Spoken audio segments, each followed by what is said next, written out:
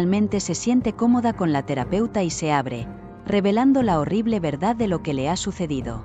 La terapeuta la escucha atentamente, su corazón rompiéndose con cada palabra que sale de la boca de Visadé. La joven ha sufrido cosas indescriptibles por parte de su tutor, el señor Chey, durante demasiado tiempo. La terapeuta se contiene de llorar mientras escucha los detalles desgarradores de la historia de Visadé. Le pregunta por qué no le habló a sus padres, y Visadé responde que intentó hacerlo al principio, pero ellos no la comprendieron. Cuando fue demasiado tarde, tuvo miedo porque el señor Chey la amenazó. La terapeuta le da un fuerte abrazo y le asegura que el señor Chey no quedará impune. Sale de la habitación y habla con sus padres. Si sabían que no estaban preparados, ¿por qué trajeron un niño al mundo? Les reprocha la terapeuta a los padres de Visadé. Titi, ¿qué dice?, pregunta Titi entre lágrimas. La terapeuta entonces relata todo lo que Visadé le ha contado sobre cómo ha sufrido a manos de su agresor. Titi y Dapo escuchan, incrédulos, sin poder creer que todo esto haya sucedido bajo su nariz, en su propia casa. Saben que han fallado a su deber hacia su hija de la peor manera posible, dejándola sufrir en silencio mientras ellos eran inconscientes de su dolor. Están enfadados, mientras Titi llora amargamente. «Oh, mi pobre bebé», exclama Titi. Son una vergüenza para los padres, y les prometo que Visadé será alejada de ellos. Titi y Dapo corren a hablar con su hija en la habitación del hospital. Al entrar, encuentran a Visadé acurrucada en una bola, con lágrimas en su rostro. Titi se apresura a su lado, la abraza y le susurra palabras de amor y apoyo. Dapo se mantiene al margen, con la rabia burbujeando justo debajo de la superficie. No quiere nada más que encontrar al señor Chey y hacerle pagar por el daño hecho a su hija. La terapeuta narra la historia completa a la asistente social, la señora Humu. Ella escucha atentamente. Una vez terminado el relato, con una expresión grave y seria, la señora Humu comprende la gravedad de la situación y la urgencia de actuar para asegurar la seguridad de Visadé. Le asegura a la terapeuta que hará todo lo posible para que el monstruo, el señor Chey, pague por sus crímenes. Al día siguiente, la policía se dirige a la escuela de Visadé. Tan pronto como el señor Chey ve a los oficiales acercarse, sale corriendo de la clase y escapa por la parte trasera de la escuela. La policía lo busca en vano. Mientras continúan las búsquedas, la policía investiga entrevistando a todos los alumnos del señor Chey que toman clases adicionales. A medida que avanza la investigación, se hacen nuevas y sorprendentes revelaciones sobre el comportamiento del señor Chey. De los 13 alumnos a su cargo, el señor Chey había abusado de 11 de ellos. Se reveló que utilizó su posición de autoridad para manipular y controlar a los alumnos vulnerables, preparándolos para sus deseos más oscuros. Los alumnos tenían miedo, demasiado miedo para levantarse contra él, temiendo las consecuencias de desafiar a su profesor. Muchos de ellos dijeron que el señor Chey les había advertido que nadie les creería si hablaban en su contra. Todos los padres de las demás víctimas fueron informados y quedaron devastados por la noticia, algunos luchando con sentimientos de culpa y enojo por no haber podido proteger a sus hijos, mientras que otros culpaban a la escuela. Les costaba entender cómo alguien a quien habían confiado la educación de sus hijos podía traicionar esa confianza de una manera tan brutal. Algunos padres amenazaron con demandar a la escuela. «Ustedes van a pagar por esto», dijo un padre enojado al director de la escuela. Fue un día triste en la escuela. La agitación se hizo sentir en todos los rincones de la institución, desde alumnos hasta profesores. En los días siguientes al escándalo, la reputación de la escuela quedó dañada y muchos padres retiraron a sus hijos del establecimiento, temiendo por su seguridad. Finalmente, la escuela fue cerrada durante un mes para permitir que la policía investigara mejor, mientras la búsqueda del señor Chey, la bestia, continuaba. La policía trabajó sin descanso para localizar al señor Chey, siguiendo pistas y entrevistando testigos con el objetivo de llevarlo ante la justicia. Sin embargo, sigue siendo esquivo, evadiendo toda captura. Titi y Dapo quedaron devastados cuando los servicios sociales les retiraron la custodia de su hija y les ordenaron asistir a cursos obligatorios de parentalidad si querían recuperar a su hija algún día. Mientras tanto, la pobre Bisade se sometió a una serie de operaciones para mejorar su estado de salud.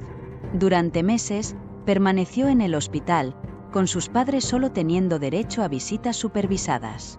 Durante todo ese tiempo, Titi y Dapo se convirtieron en sombras de sí mismos, abandonando su trabajo y su negocio que tanto amaban, orando día y noche por la recuperación completa de su hija única. Se culpaban y se sentían culpables por lo que su hija había sufrido y seguía sufriendo. A pesar de sus dificultades y trastornos emocionales, se mantuvieron decididos a hacer todo lo necesario para que su hija volviera a estar a su lado. Asistieron a los cursos de parentalidad con dedicación, tomando notas y haciendo preguntas para asegurarse de entender la información y ponerla en práctica. Al mismo tiempo, se aseguraron de visitar a Bisade tan a menudo como fuera posible. Verla conectada a máquinas y someterse a procedimientos dolorosos les rompía el corazón. Le tomaban la mano, le cantaban sus canciones favoritas, le leían cuentos y esperaban poder llevarla a casa algún día. Un mes después, la búsqueda de la policía para encontrar al señor Chey dio finalmente frutos gracias a una información proporcionada por un informante anónimo que había visto a la bestia en otro estado. La policía actuó rápidamente y el señor Chey fue encontrado en una aldea aislada del estado en cuestión. Intentó agredir a un oficial de policía en su intento de huir, pero fue superado en número y capturado. Chey fue llevado a la comisaría y fue liberado rápidamente antes de que terminara la semana, todo gracias al gobernador del estado que se involucró profundamente para que la justicia no se retrasara. El día del juicio, el tribunal estaba abarrotado de curiosos deseosos de presenciar el procedimiento en persona. El juez presidía el caso, escuchando los argumentos presentados por la fiscalía y la defensa.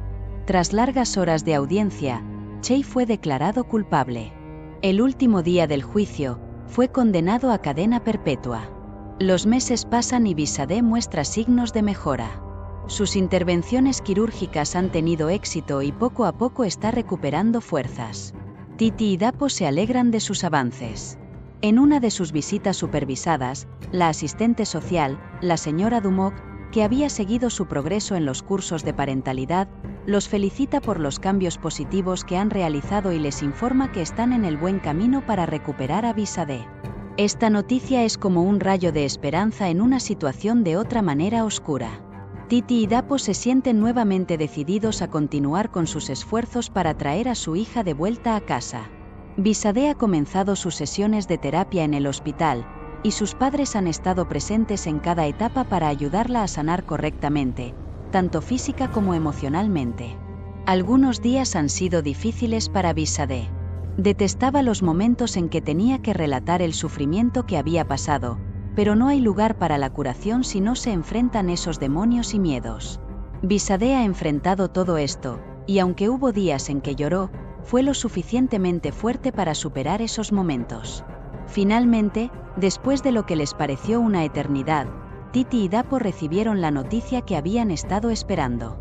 Habían completado los cursos de parentalidad obligatorios, demostrando su compromiso de convertirse en mejores padres y de proporcionar un entorno estable y amoroso para el regreso de Bisade. Los servicios sociales accedieron a reunir a la familia gracias a la valiosa ayuda de la señora Dumont, lo que hizo a Titi y Dapo muy felices. El día en que Bisade salió del hospital fue un día de celebración para la familia. Titi y Dapo la rodearon de amor y cariño, agradecidos de poder reunirse finalmente. En los años siguientes, Dapo y Titi trabajaron arduamente para continuar con sus respectivas carreras, pero nunca volvieron a poner nada por encima de su hija como lo habían hecho antes. Aprendieron la lección del pasado y se comprometieron a siempre priorizar las necesidades de su hija, brindándole toda su atención y escucha. Ella era la luz de sus vidas, y se aseguraban de pasar tiempo de calidad con ella cada día. Jugaban juntos, leían libros, paseaban y compartían innumerables risas. Un fin de semana, Titi y Bisade recibieron con sorpresa boletos para un zoológico cercano. Los ojos de Bisade brillaron de emoción al ver a los animales de cerca por primera vez. Corrió de una exhibición a otra, haciendo innumerables preguntas y maravillándose de las maravillas de la naturaleza. Sus padres la miraban con orgullo, felices de verla tan alegre. Mientras estaban sentados para almorzar, Bisade se volvió de repente silenciosa. Titi notó un aire pensativo en su rostro y le preguntó qué pasaba. Bisade dudó antes de hablar, pero finalmente dijo que se sentía ansiosa por comenzar la escuela la semana siguiente. Dapo y Titi intercambiaron miradas preocupadas antes de que Dapo tomara la mano de Bisade y la tranquilizara, prometiéndole que siempre estaría allí para ella, sin importar los desafíos que tuviera que enfrentar. Las preocupaciones de Bisade comenzaron a desvanecerse al escuchar las palabras reconfortantes de sus padres. Ella les sonríe con gratitud, sintiéndose amada y apoyada. Las preocupaciones de Bisade comenzaron a desvanecerse al escuchar las palabras reconfortantes de sus padres. Ella les sonríe con gratitud, sintiéndose amada y apoyada. En ese momento, Dapo cruza la mesa para despeinarla afectuosamente, mientras Titi limpia una lágrima que se ve en sus ojos, conmovida por la vulnerabilidad de su hija. Cuando llegan a casa, Titi acurruca a su hija en la cama y le da un dulce beso en la frente. Dapo se queda en el umbral de la puerta, observando la escena con una mezcla de orgullo y tristeza.